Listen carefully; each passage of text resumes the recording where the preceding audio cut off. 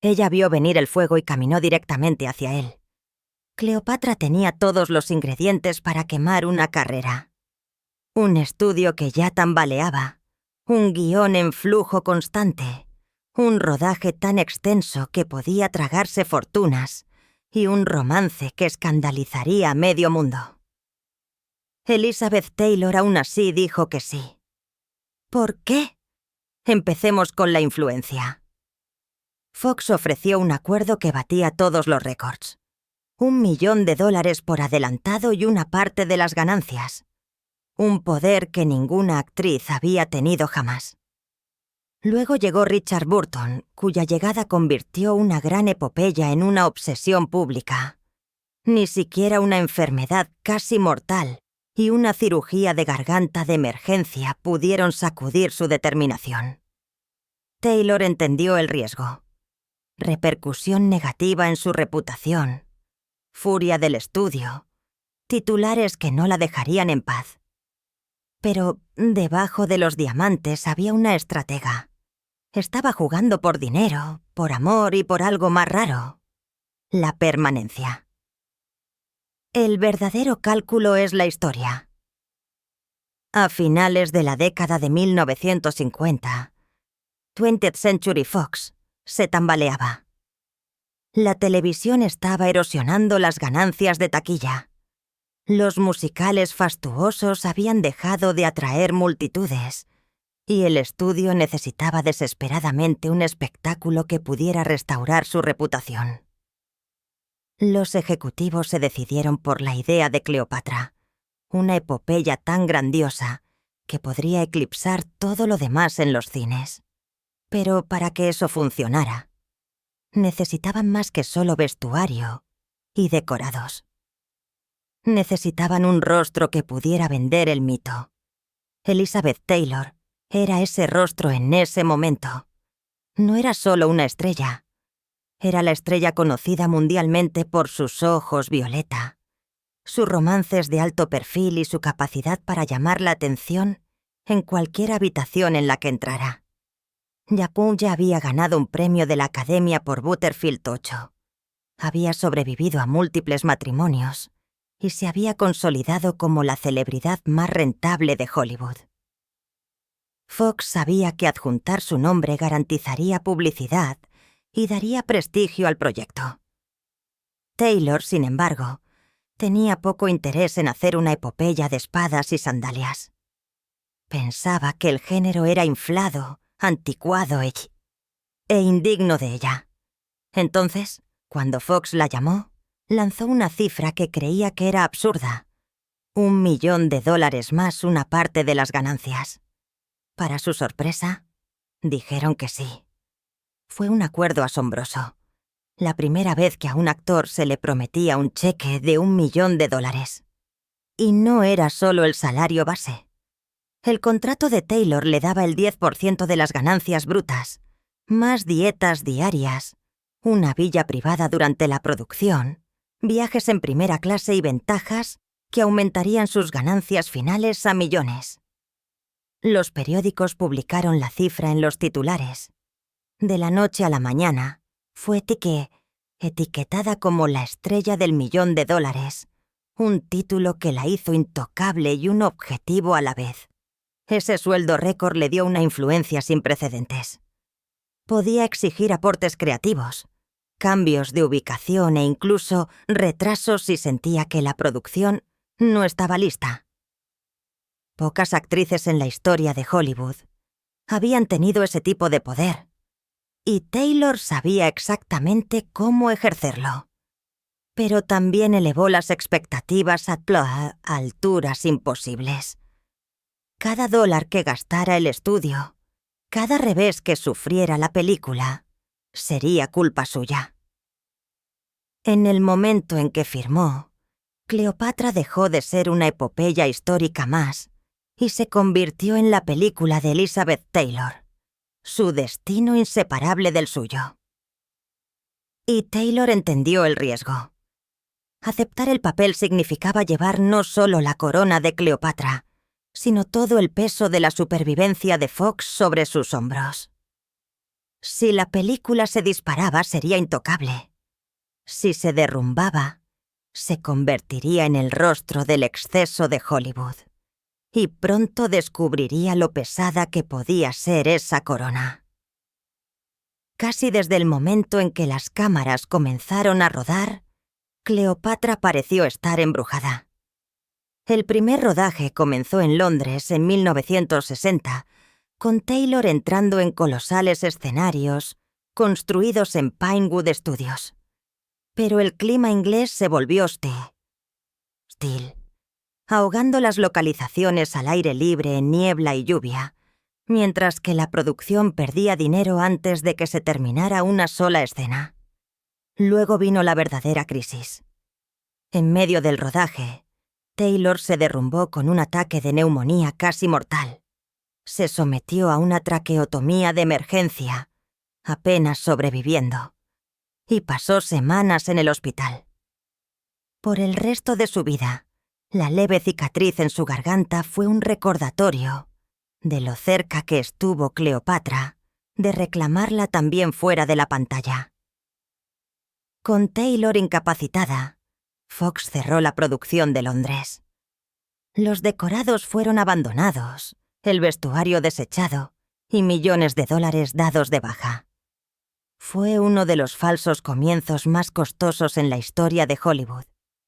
El estudio ya había gastado un estimado de 7 millones antes de que se capturara un fotograma utilizable. Los ejecutivos entraron en pánico. Los críticos se burlaron del despilfarro y crecieron los susurros de que Cleopatra estaba maldita, destinada a arruinar a todos los involucrados. Cuando la filmación finalmente se reanudó, se trasladó a Roma con un director completamente nuevo, Joseph L. Mankiewicz, para salvar el proyecto.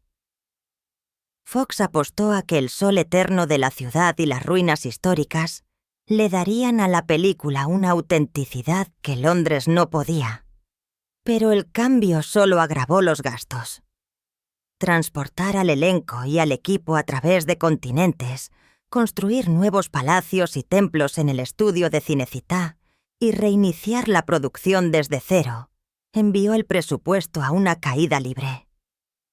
Lo que había comenzado como una epopeya manejable se estaba convirtiendo en un desastre descontrolado.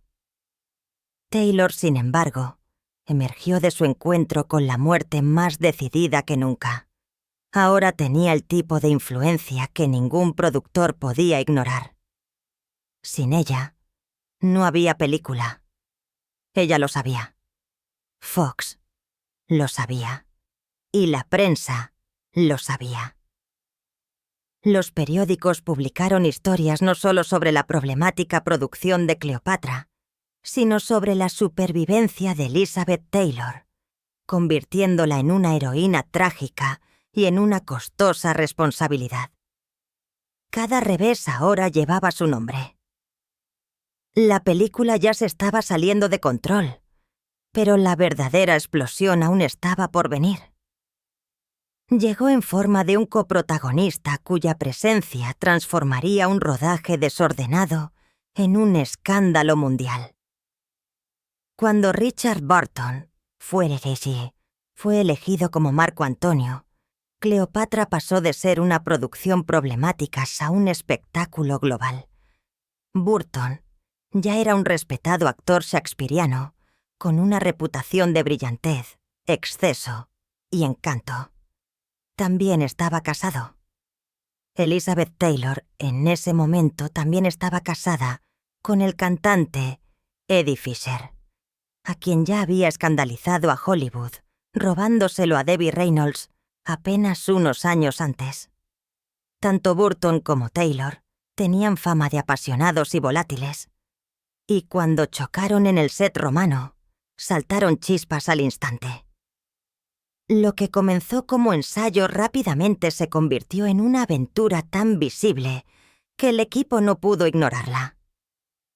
Los paparazzi acechaban fuera de Cinecittà Studios, capturando besos robados y encuentros nocturnos.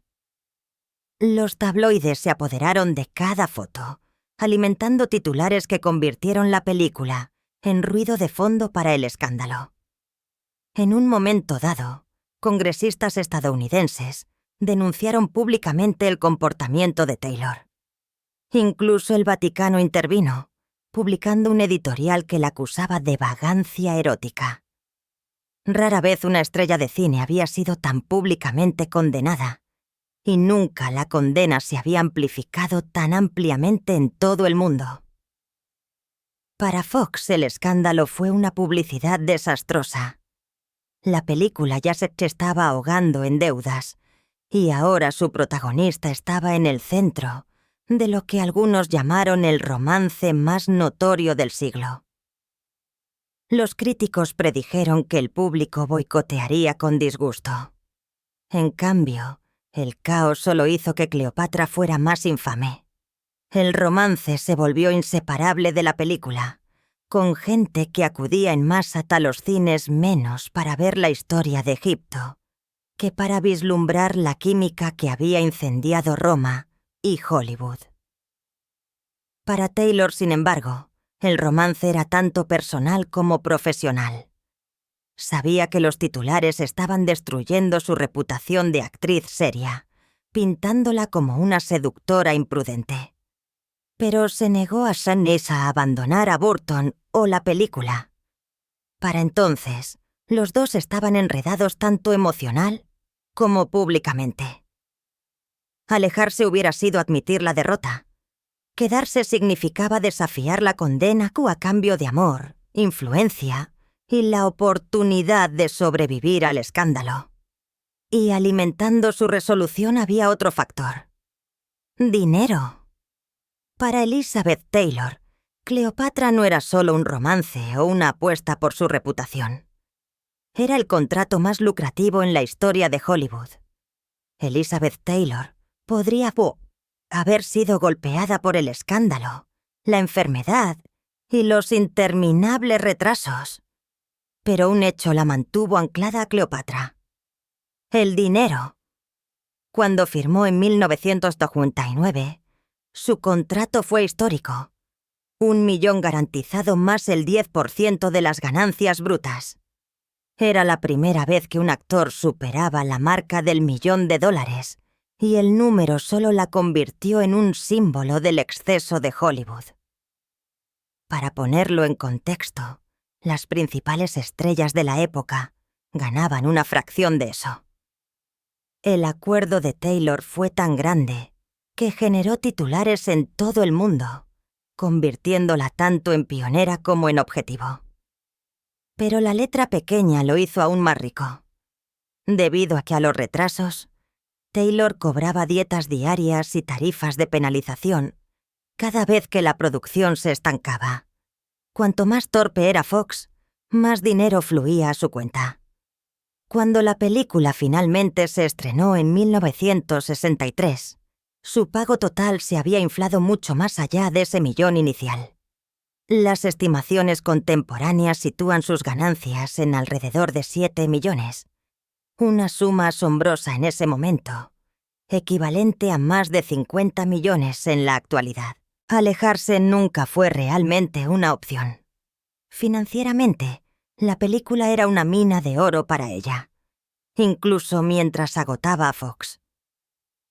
Profesionalmente, el acuerdo le dio una influencia que ninguna otra actriz había ejercido jamás. No era solo una estrella para contratar, era socia en las ganancias de la película, un movimiento de poder sin precedentes que redefinió cómo se podía pagar a los actores. La propia Taylor admitió más tarde que había pedido el $1 millón como una broma, convencida de que el estudio nunca estaría de acuerdo. Cuando lo hicieron, se dio cuenta de que se había negociado a sí misma en la posición más poderosa de su carrera. Por supuesto, ese poder tenía un precio. Cada titular sobre el presupuesto inflado se vinculaba a su salario récord. La culparon de la bancarrota de Fox, la vilipendiaron como codiciosa y la pintaron como el rostro del exceso de Hollywood. Aunque gran parte del gasto excesivo provino de la mala gestión de los ejecutivos y el caos de la producción, El dinero aún la aisló del riesgo de alejarse. Incluso cuando los críticos afilaban sus cuchillos, ella sabía que saldría de Roma más rica que cualquier actriz antes que ella. Y había otro beneficio al mantener la influencia. Cuanto más se hundía Fox en deudas, más desesperados se volvían por mantenerla contenta, dándole voz en el casting, las reescrituras y las decisiones de producción. Taylor no era solo Cleopatra en la pantalla. Era Cleopatra detrás de las cámaras, ejerciendo el poder de maneras que hubieran sido impensables para una actriz apenas unos años antes. Pero si bien el dinero le dio estabilidad, no pudo protegerla de la narrativa que se formaba a su alrededor. Para gran parte del mundo, Elizabeth Taylor ya no era una actriz seria que buscaba grandes papeles. Ella misma era Cleopatra. Extravagante, escandalosa y peligrosamente poderosa. El contrato récord de Elizabeth Taylor hizo más que engordar su cuenta bancaria. Le dio voz en cómo se hizo Cleopatra. Ese tipo de autoridad era raro para las actrices a principios de la década de 1960, pero Fox no tuvo otra opción. Habían invertido tanto en ella que mantener a Taylor satisfecha se volvió esencial para terminar la película. Podía rechazar las reescrituras, insistir en las ubicaciones de rodaje y exigir alojamientos con los que la mayoría de las estrellas nunca soñarían. En el set no era solo la protagonista, era el centro gravitacional de la producción. Pero con el poder llegó la exposición. Joseph L. Mankiewicz, quien heredó el trabajo de dirección después del desastroso rodaje de Londres, entró en un proyecto que ya se estaba saliendo de control. El guión estaba inacabado, hinchándose a cientos de páginas, y las reescrituras diarias eran la norma. La presencia de Taylor, en lugar de calmar la tormenta, la convirtió en el pararrayos. Cada vez que los horarios se retrasaban o los ánimos se encendían, los titulares la señalaban a ella. Cada artículo sobre los presupuestos inflados, cada susurro sobre interminables rerodajes, se sumaba a la idea de que Elizabeth Taylor era personalmente responsable del caos. Para Taylor, el cálculo fue brutal. Había querido el escenario más grande en la historia de Hollywood, y ahora lo tenía. Los decorados en Roma eran asombrosos. Templos, palacios, ejércitos de extras, vestuario goteando oro y joyas. Ninguna actriz antes que ella había sido filmada a tal escala. Pero toda esa grandeza magnificó el escrutinio. Si Cleopatra tenía éxito, sería inmortal. Si fracasaba, sería recordada como la mujer que hundió un estudio. Podía sentir que su reputación se doblegaba bajo el peso. Durante años, había luchado por ser tomada en serio como actriz, ganando elogios por sus actuaciones en Un lugar en el sol y Battlefield 8. Esta última incluso le valió un premio de la Academia. Pero Cleopatra amenazó con deshacer todo eso. En lugar de Elizabeth Taylor, artista seria, el público comenzó a ver a Elizabeth Taylor, diva en un trono de oro, ahogándose en escándalo y diamantes. Y sin embargo siguió adelante porque debajo del chismorreo había una comprensión astuta. Incluso la mala publicidad mantenía su nombre en los titulares. Cuanto más se obsesionaba la gente con su vida privada, más garantizaban que comprarían entradas para verla en la pantalla. Era una apuesta peligrosa, intercambiar credibilidad artística por mero espectáculo. Pero Taylor sabía que el tamaño de Cleopatra significaba que podría sobrevivir a las críticas si simplemente sobrevivía al fuego. Pero Fox no fue tan resistente. Mientras Taylor ejercía su influencia, el estudio mismo se derrumbaba bajo el peso de la película. Cuando Cleopatra cojeó hacia su finalización, 20th Century Fox estaba perdiendo dinero a un ritmo que Hollywood nunca había visto. El presupuesto, originalmente proyectado en alrededor de 2 millones, se había inflado a más de 30 millones. Algunas estimaciones lo acercan a los 44 millones una vez que se incluyeron los intereses y los gastos generales. En los dólares de hoy, eso es más de 300 millones. Una cifra asombrosa para una sola película a principios de la década de 1960.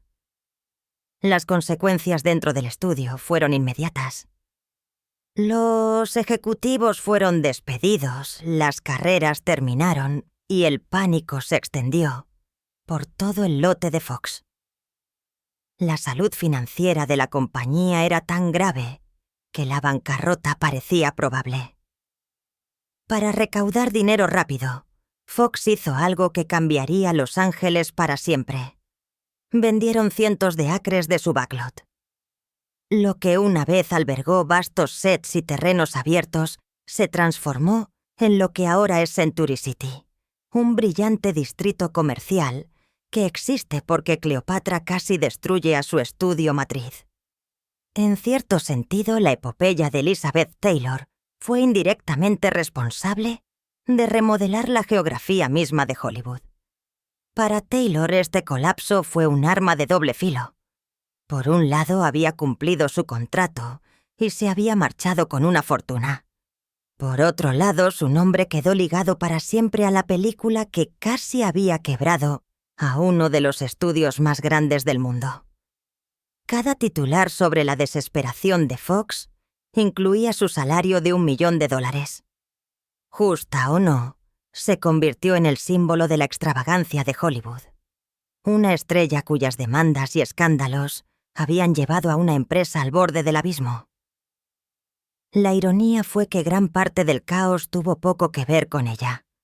La mala planificación de Fox, los ejecutivos indecisos y la constante reorganización de directores y escritores llevaron el presupuesto a la estratosfera. Pero el público no vio eso. Vieron la barcaza dorada de Cleopatra, los interminables retrasos, el romance que dominaba los titulares y la actriz más cara de la historia en el centro de todo. Para ellos, Elizabeth Taylor era Cleopatra, tanto en la pantalla como fuera de ella. Exigente, deslumbrante y peligrosamente cara. Y cuando la película finalmente se estrenó en 1963, todas las miradas estaban puestas en si podría justificar el costo. Cuando Cleopatra se estrenó en 1963, la acumulación fue tan enorme que la película difícilmente pudo escapar de la decepción.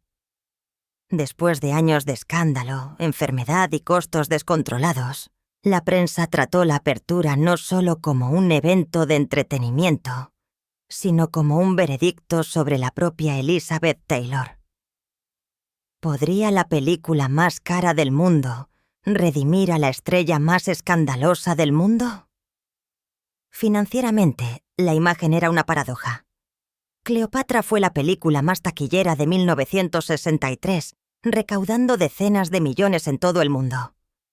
El público se sintió atraído por su espectáculo, su duración de 4 horas, sus decorados asombrosos y el romance prohibido que ardía entre Taylor y Richard Burton. Pero debido a que el presupuesto se había inflado a niveles astronómicos, incluso los ingresos de taquilla récord no pudieron cubrir los costos. Fox aún informó pérdidas catastróficas y la palabra fracaso se quedó grabada. Para el público, los números no importaban.